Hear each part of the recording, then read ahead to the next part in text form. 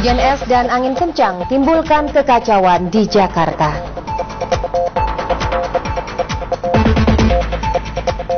Polisi kantongi ciri-ciri kurir pengirim bom buku.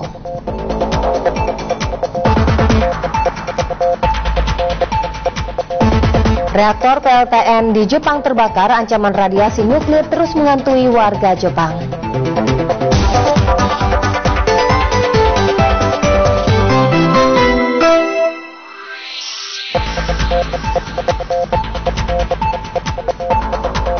Halo selamat petang saudara, pencarian WNI di daerah yang terkena gempa dan tsunami terus dilakukan. Kami hadirkan pula wawancara langsung bersama WNI yang berhasil dievakuasi di Jakarta untuk berbagi kisah pada saat bencana terjadi. Saya Novarini bersama Anda dan kita silang liputan petang selengkapnya.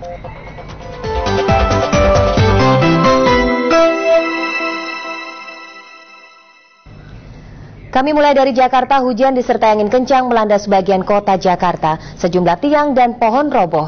Di beberapa lokasi seperti di kawasan Senayan dan Senopati, Jakarta Selatan, bahkan sempat terjadi hujan es. Hujan disertai angin kencang ini tiba-tiba saja melanda sebagian kota Jakarta sekitar pukul 2:30 sore. Bahkan di sekitar kawasan Senayan, Jakarta Selatan, hujan tak hanya air, tetapi juga hujan es. Hujan dan angin kencang ini memang bagaikan badai yang tiba-tiba datang. Sejumlah tiang roboh, pohon-pohon pun bertumbangan. Bahkan instalasi listrik sebuah mal juga roboh.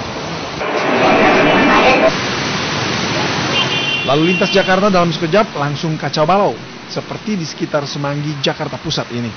Mobil-mobil mencoba melawan derasnya hujan, sedangkan sebagian motor langsung mogok seketika. Warga yang berada di jalan pun tak menyangka hujan tiba-tiba datang, karena sebelumnya cuaca di Jakarta sangat panas. Ini berbanding terbalik dengan sore hari karena jalan-jalan langsung tergenang air.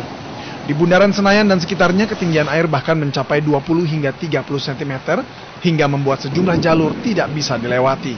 Akibatnya kemacetan di wilayah ini tak terhindarkan. Kondisi ini sungguh bertolak belakang dengan ramalan Badan Meteorologi, Klimatologi dan Geofisika atau BMKG yang menyebutkan Jakarta hari ini hanya dilanda hujan ringan. Tim Liputan 6 melaporkan dari Jakarta. Saudara, pasca gempa dan tsunami, krisis radiasi nuklir terus menghantui Jepang. Hari ini salah satu reaktor pada pembangkit listrik di tenaga nuklir di Fukushima dilaporkan terbakar. Asap membumbung dari reaktor nomor 3 kompleks pembangkit listrik tenaga nuklir Fukushima Daiichi, Jepang.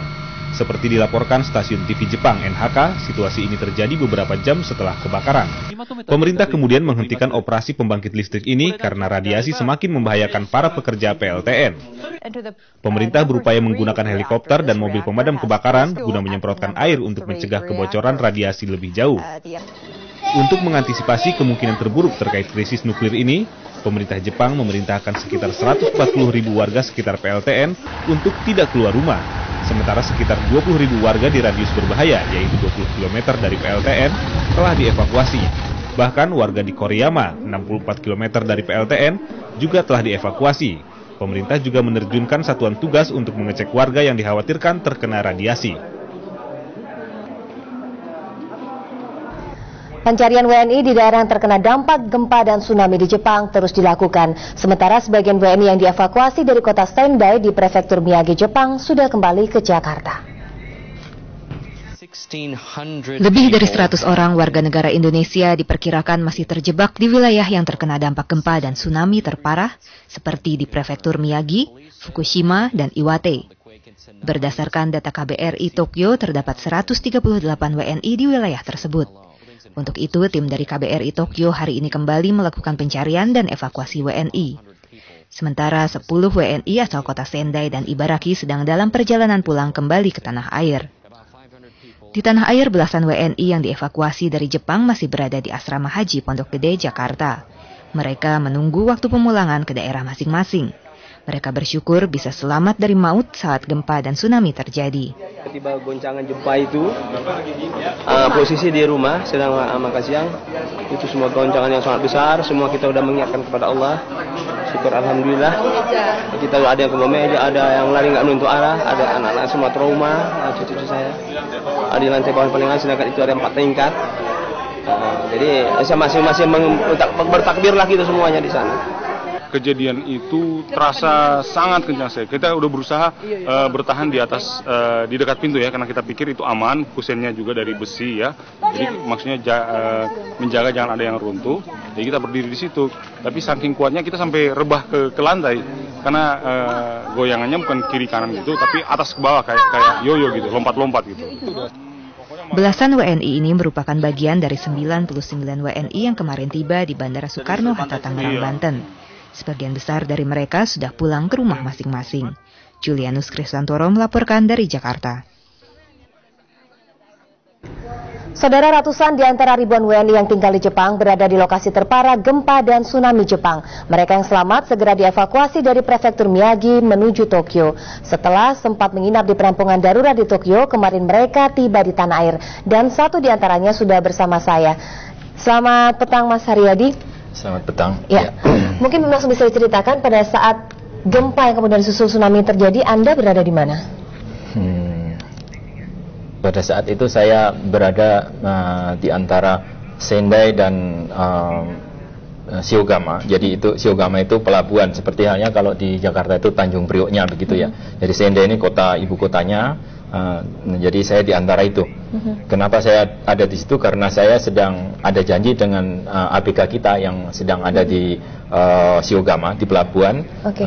Jadi seperti itu. Oke, Mas mungkin bisa sambil melihat visual yang kita tayangkan di layar saat ini, Anda mengetahui ini terjadinya di mana, Mas? Ini di daerah dekat Tagajo. Ya. Tagajo itu satu kalau kita itu kecamatan, itu dekat sekali dengan Shiogama. Saya kebetulan hari Minggu setelah surut itu dengan teman-teman rescue dari KBRI ke sana. Jadi Anda melihat kerusakan yang sangat parah di daerah ini? Sangat parah. Saya melihat sendiri di jalan Kokudo, di jalan negara itu saja mobil berserakan di mana-mana. Jadi bisa dibayangkan dahsyatnya tsunami ini. Oke. Anda di Jepang sudah berapa tahun? Saya 2003 awal, jadi sekitar mungkin jalan 9 tahun. Oh, jalan 9 tahun. Ini merupakan gempa yang terdahsyat menurut Anda? Ya, mudah-mudahan gempa terdahsyat seumur hidup saya. Jadi saya tidak ingin ada lagi seperti itu. Sebelumnya juga belum. Pada saat itu memang Anda merasakan goncangan sangat dahsyat yang kemudian lalu tiba-tiba ada tsunami muncul? Iya. Saat itu saya sedang berdua dengan seorang teman, seorang Jepang, itu ada di atas mobil itu di atas jembatan. Bisa dibayangkan getarannya seperti apa. Jadi itu mobil ada alarm dari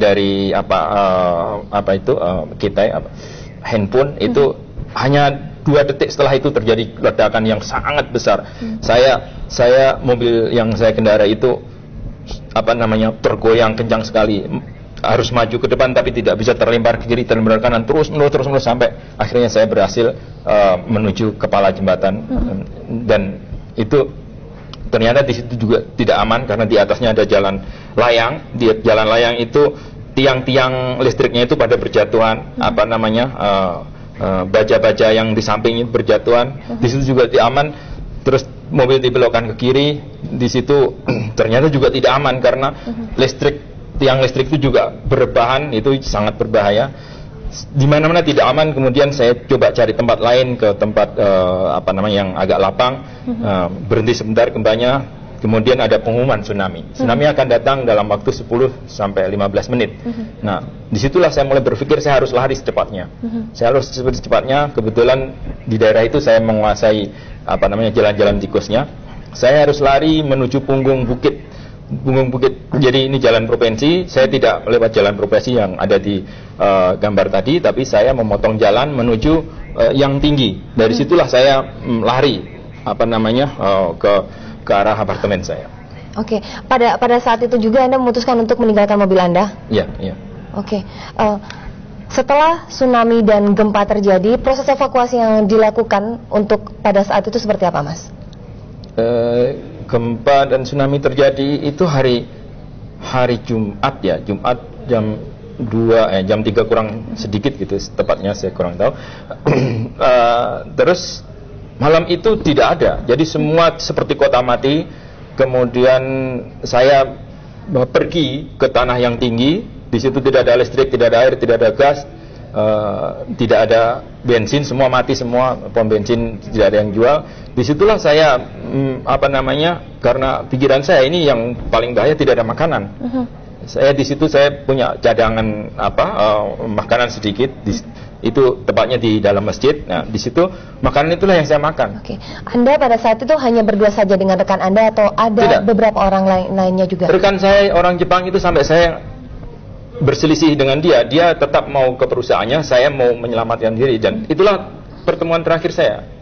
Sejak itu kemudian saya lari ke apartemen saya menjemput. Saya ingat ada anak saya.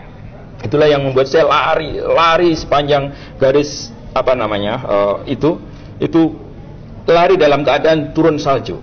Itu bisa dibayangkan susahnya. Tapi perjuangan itu begitu lihat anak saya selamat, saya ambil, saya masukkan mobil, saya cari bukit yang tinggi. Disitulah saya survive dengan beberapa pengungsi Indonesia yang punggungnya patah. Di situ saya masak dengan kayu bakar, seperti zaman dulu. Oke, Mas, tempat tinggal Anda, ini kita berbicara di luar bencana dan tsunami. Tempat tinggal Anda hanya 1,5 jam dari Fukushima.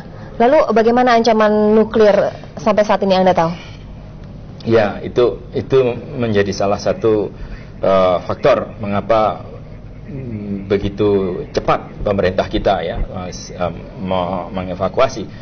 Tapi saya rasa bukan hanya pemerintah kita, pemerintah negara-negara lain juga. Kemarin saya sempat ngobrol dengan Pak Lutfi, Pak Dubes kita. Hari itu kita mau urus re-entry permit, tapi tidak mungkin, kata orang imigrasi, kalau Anda mau urus re-entry permit, tunggu 2 minggu giliran Anda. Karena hari itu eksodus orang asing itu 7.000 orang.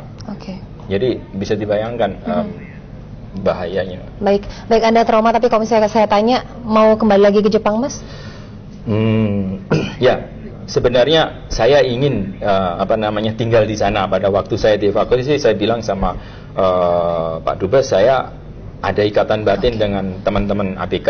Satu lagi karena saya itu juga mengajar di SD orang Jepang yang muka-mukanya sangat lucu, itu yang membuat saya ingin kembali, ingin melihat. Tapi di border oleh pasukan SDF sehingga saya tidak bisa masuk. Kemudian padahal kampung anak-anak yang saya ajar itu sudah jadi bubur itu. Oke. Baik, terima kasih Mas atas kesediaannya bercerita tentang kisah Anda pada saat bencana di Jepang, dan terima kasih telah bergabung bersama kami di Liputan Petang.